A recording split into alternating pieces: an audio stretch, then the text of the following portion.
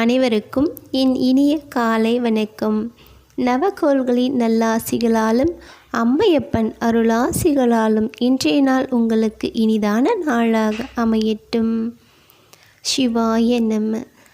இன்று சர்வ ஏகாதசி நாளாகும். ஆதலால் திருமலை வாசனான அந்த திருவேங்கடவன் அருளால் அனைத்து செல்வங்களையும் பெற்று நிறைவாக வாழ எம்பெருமான் ஈசன் அருள் புரிவாராக. ஆம், செல்வத்துக்கெல்லாம் அதிபதியாக விளங்கக்கூடிய நம் குபேரன் என்று சொல்லப்படுபவர் யார்? நம் ஈசன் அவரே. அவர்தான் அனைத்தையும் அனைவருக்கும் சமமாக பகிர்ந்து அளிப்பவர். ஆதலால் அவர் அருளாசிகளால் இன்றைய நாள் உங்களுக்கு இனிதான நாளாக அமையட்டும். தாங்கள் வாழ்வில் நினைத்தது நினைத்தவாறு நடந்தேற எப்பொழுதும் இறைவனது திருவடி நிழல் ஒன்றே சாத்தியமானது. சிவாய நம.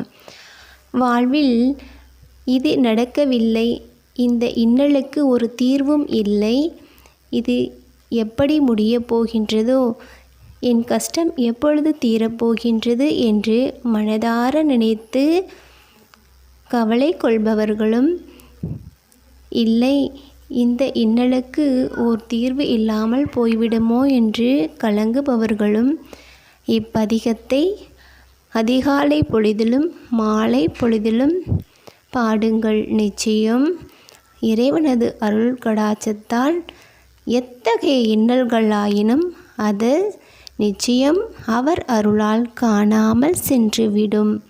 சிவாய நம. திருச்சிற்றம்பலம்.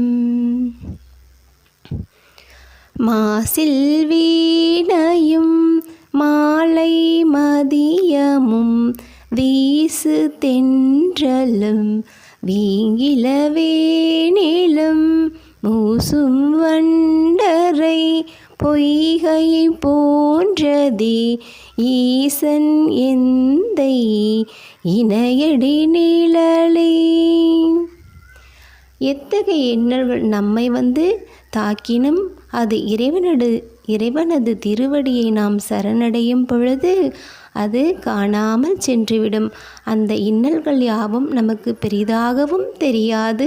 அதை போக்குபவராக நம் இறைவன் எப்பொழுதும் நம்முடன் இருந்து காப்பாராக என்பதே இப்பாடலனுடைய விளக்கம். சிவாய நம. திருச்சிற்றம்பலம்.